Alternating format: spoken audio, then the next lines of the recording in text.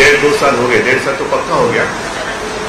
उस वक्त की बात है जब नरेंद्र भाई गुजरात असेंबली की प्रचार की शुरुआत करने जा रहे थे। इसका सीधा यही होता है कि आज जो हवा चल रही है या प्रधानमंत्री पद के दावेदारों में नरेंद्र भाई का नाम लिया जा रहा है, उस वक्त उनका नाम नहीं था। और उस समय सुषमा जी जब घर आई थी तो बाला साहब ने उनको आशीर्वाद दिया था, ये बात सच है। लेकिन तब ये बाकी सारे नाम नहीं थे। हम माइक जरा होते। और इसलिए मैं कह रहा हूं कि बीजेपी के पार्लियामेंट्री कमेटी की मीटिंग होने दो, उनका फैसला होने दो, फिर जब हमारे साथ मुलाकात होगी, बात होगी तो हम कहेंगे। बहुत सारे सवाल उठे कल आपके बयान को लेकर। क्या किया मैंने? इसमें आपने ये कहा था कि देश में ऐसा कोई बिल्कुल बिल्कुल स्पष्ट करता हूं। जब मैं मेरा भाषण दे रहा था तो पहले ही आप कहीं उस वक्त पता नहीं, तो शुरू से मैं बताता हूं कि पहली शुरुआत शेखर गुप्ता जी ने की थी। और शेखर गुप्ता जी ने ये कहा था कि उनकी किसी मंत्री के साथ मुलाकात हुई, बातचीत हुई है, और उस मंत्री ने उन्होंने कहा कि जो भी अगली सरकार होगी वो सिर्फ अगली नहीं अगली होगी, मतलब इससे भी बेकार होगी। तब मैंने कहा था कि मैं मेरे दिल पर हाथ रखकर कहता हूं कि आने वाली सरकार हमारी होगी और वो अच्छी होगी। और बाद में मेरा पूरा जो निशाना था वो कांग्रेस की आज की सरकार वही था और वही होना चाहिए, क्योंकि आज तो मैं विपक्ष में हूं। और तब जब मैं भाषण दे रहा था तो मेरे सामने ऊपर से लेकर नीचे तक कांग्रेस पार्टी थी, और मैंने कहा कि देश में ऐसा कोई भरोसेमंद चेहरा नहीं रहा। कांग्रेस, ये मेरे मन में है, क्योंकि मैं कांग्रेस के ऊपर निशाना साध रहा था। तो देश में आप बताइए कांग्रेस में कौन सा भरोसेमंद चेहरा है? अब जिम्मेदारी हमारी है, आने वाली सरकार हमारी होगी तो हमारी जिम्मेदारी है कि भरोसेमंद चेहरा देना, और सिर्फ एक नहीं, पूरा कैबिनेट हमें बनाना होगा।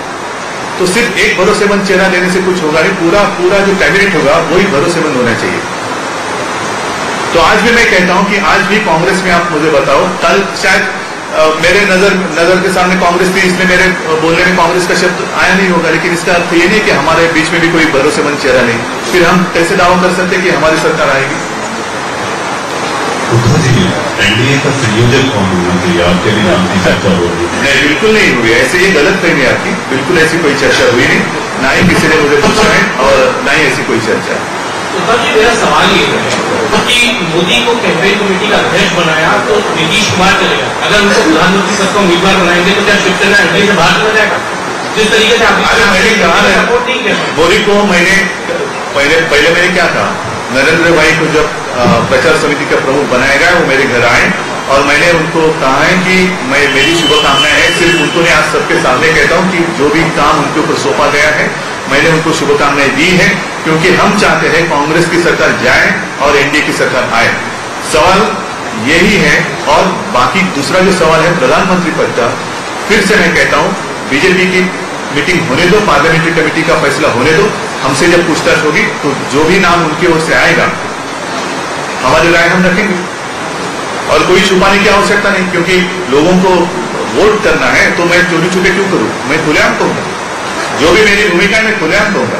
उद्धव जी, मोहित दुबे नाम है, न्यूज नेशन से हूं मैं। आप बेबाक जवाब हमेशा देते रहे हैं।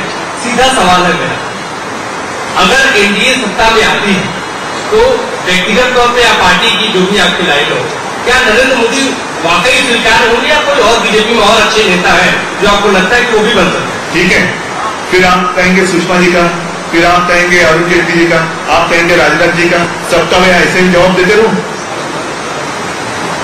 ऐसे नहीं चलते। इतनी ये बात गंभीरता से लेनी चाहिए। आप और मैं क्या कह रहा हूं, इससे ज्यादा फैसला पहले 4 दीवारों में होना चाहिए, 4 दीवारों में होना चाहिए। जी, जैसा आपने कहा कि अगली सरकार एनडीए की होगी, मानते हैं, लेकिन अगर जो है एनडीए की सरकार आती भी है, गठबंधन का दौर है, अगर आपने अभी कहा कि अभी इस समय एनडीए में 3 पार्टीज हैं, ममता बनर्जी ने कल ही मना कर दिया है, तो आपके गठबंधन के दौर में क्या इन 3 पार्टीज के सारे एनडीए सरकार सत्ता तक पहुंचेगी? देखो, जब भी जनता की चाहत ये कोई समझ नहीं सकता। शायद ऐसा भी हो सकता है कि जनता इतनी परेशान हुई है इस सरकार से तो एक पूरी वेव भी आ सकती है, हम तीनों ही सरकार बना सकते हैं, ऐसे भी हो सकता है। अच्छा सोचो। महाराष्ट्र में और ऐसे नहीं होता तो सरकार अगली बदली नहीं होती ना। फिर आज ही जिसकी ताकत है राज्य में उनको उस प्रपोर्शन में सांसद की जो सीटें दे देते। चुनाव क्यों? एक मिनट, अभी थोड़ा इस तरफ मुड़ता हूँ। इंडियन देश को चीज कर रहे हैं, क्या इंडिया को आगे बढ़ाने के लिए क्या आपको जरूरत पड़ती है?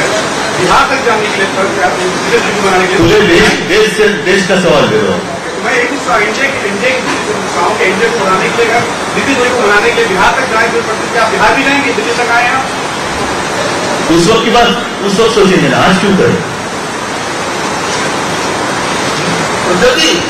महाराष्ट्र में बीजेपी के नेता लगातार एमएनएस के नेताओं का फैसला रहे। ये बात पूरा नहीं हो गया, अब वो बात नहीं रही। आपको लगता है एमएनएस के एंटी आना चाहिए लोकसभा चुनाव के लिए? ये बात पूरा नहीं हो गई। थोड़ा सा मुंबई का मीडिया है, यहाँ भी कुछ लोग आए हैं, उनसे बात करिए। मेरा सवाल जब हुआ इसको सवाल है कि एनडीए का जब विस्तार होगा तो क्या उसकी बड़ी राज ठाकरे की जगह है?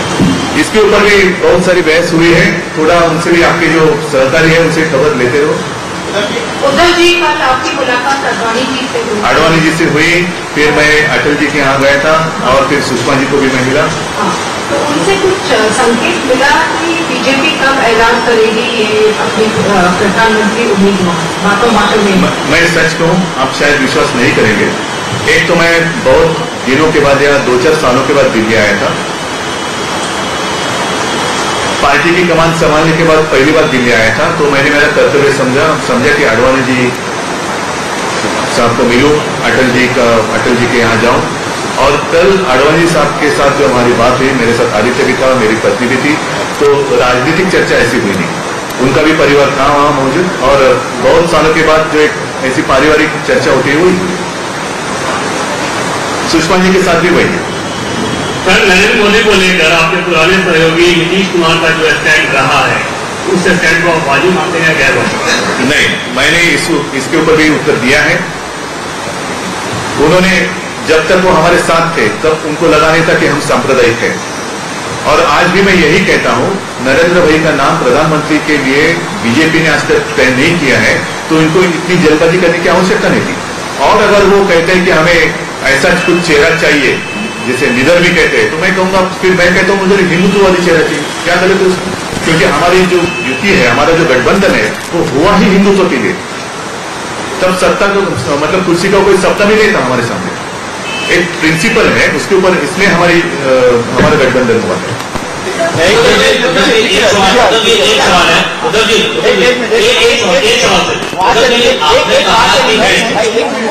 आपने कहा कि बीजेपी संसदीय बोर्ड ये तय करेगा कि प्रधानमंत्री पद का उम्मीदवार कौन है। आज हालत ये है कि बीजेपी संसदीय बोर्ड में सिर्फ अटल जी, आडवाणी जी और राजनाथ जी को छोड़ के तमाम नेता नरेंद्र मोदी को होने दो। मतलब बिल्कुल साफ है, इशारा साफ नहीं, जो आपको लगता है वही होगा, ऐसे नहीं। जब उन्होंने जाहिर किया है कि हमारे पार्लियामेंट्री बोर्ड फैसला करेगा, तो करने दो ना, आपको क्यों जल्दी है? एक एक पार्टी की अपनी अपनी कुछ सिस्टम होती है, होने दो ना। आपल्याला धन्यवाद देतो। आपण दिल्लीमध्ये मराठीत प्रश्न विचारताय, मला खूप आनंद झाला।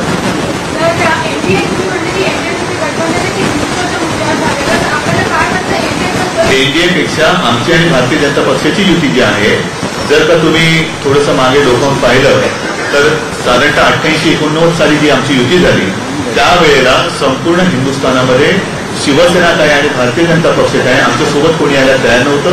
हिंदुत्वाच्या मुद्द्याकडे कोणाचे लक्षण होतं आणि तेव्हा शिवसेना प्रमुखांनी भारतीय जनता पक्षाला पण आवाहन केलं की बाबा आपण दोघे हिंदुत्ववादी आहोत, मतांची विभागणी नको व्हायला म्हणून आपण एकत्र येऊया। हिंदुत्व ही देशाची गरज आहे आणि त्या हिंदुत्वासाठी आम्ही दोघं एकत्र आलो। तेव्हा आमचे पंतप्रधान होतील, आमच्याकडे सत्ता येईल असं कोणाचंही स्वप्न नव्हतं।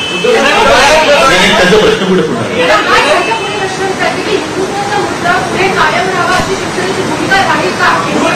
नक्कीच आहे ना, मी ते जाहीर केलेलं आहे। बघा, हिंदुत्व म्हणजे फक्त आम्ही काय सीधी राजधानी दिल्ली से उद्धव ठाकरे की प्रेस कॉन्फ्रेंस आप सुन रहे हैं। उन्होंने स्पष्ट किया है कि प्रधानमंत्री पद के उम्मीदवार का फैसला पहले बीजेपी करेगी और उसके बाद ही इस पर वो अपनी कोई प्रतिक्रिया देंगे। इसके अलावा नीतीश कुमार पर भी उन्होंने निशाना साधा। उन्होंने कहा कि जब बीजेपी की ओर से नरेंद्र मोदी को पीएम कैंडिडेट के तौर पर सामने नहीं रखा गया, तो आखिर नीतीश कुमार को इतनी जल्दबाजी क्यों थी गठबंधन से अलग होने के लिए। सीधे राजधानी दिल्ली से उद्धव ठाकरे की ये प्रेस कॉन्फ्रेंस लगातार जारी है। आपको बता दें 12:30 बजे के करीब ये पीसी होनी थी, लेकिन तेज बारिश की वजह से इस प्रेस कॉन्फ्रेंस को डिले किया गया, लेकिन यहां पर कहीं न कहीं उद्धव ठाकरे काफी ज्यादा संभल कर बोलते हुए नजर आ रहे हैं। एक बार फिर से सुनते हैं। एक मिनट करता हूं ना, मैं हिंदी में भी बात कर रहा हूँ। पण चुकीचं काय प्रचारामध्ये हिंदुत्व आणू शकत नाही हा आपल्या देशाचा कायदा आहे, पण मी हिंदू राष्ट्रवादी आहे हा चर्चेचा विषय का होऊ शकतो? मी हिंदू राष्ट्रवादी आहे, मी नाहीये का? मी पण आहे आणि सगळेच जर का ह्याच्यात हिंदुस्थानात राहून जर कोणी बोललं की मी हिंदू राष्ट्रवादी तर चूक काय आहे?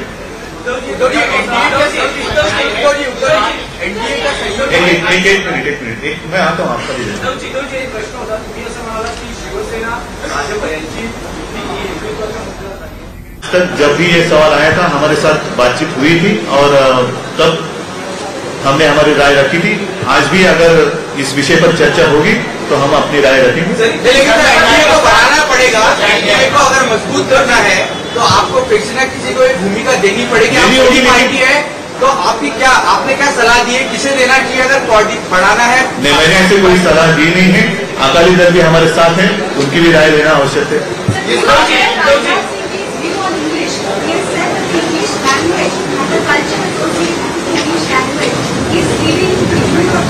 आप क्या बोल रहे समझ में नहीं आ रहा।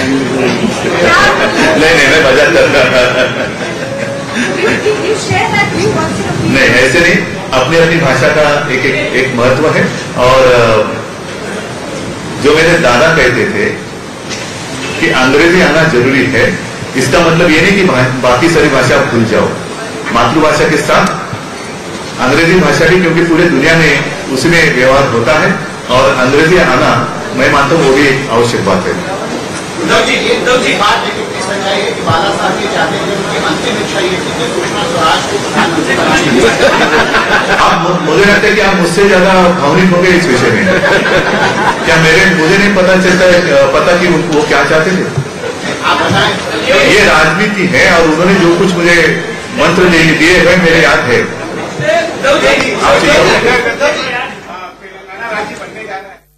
राजधानी दिल्ली से सीधे उद्धव ठाकरे को आप सुन रहे थे। माहौल को हल्का बनाने की कोशिश भी उन्होंने की, काफी मुस्कुराते हुए बातचीत करते हुए अपने आप को फैमिलियर दिखाने की कोशिश। लेकिन बड़ा सवाल यही उठता है कि नरेंद्र मोदी को लेकर लगातार अपने बयान उद्धव ठाकरे क्यों बदलते रहते हैं, क्योंकि पहले कुछ और कहा, बाद में क्लैरिफाई करते हुए कहा कि दरअसल उनका निशाना कांग्रेस पार्टी पर था। और जब पीएम से जुड़ा हुआ सवाल उनसे पूछा गया तो उन्होंने कहा पहले बीजेपी निर्णय ले, उसके बाद ही शिवसेना अपना रुख साफ करेगी।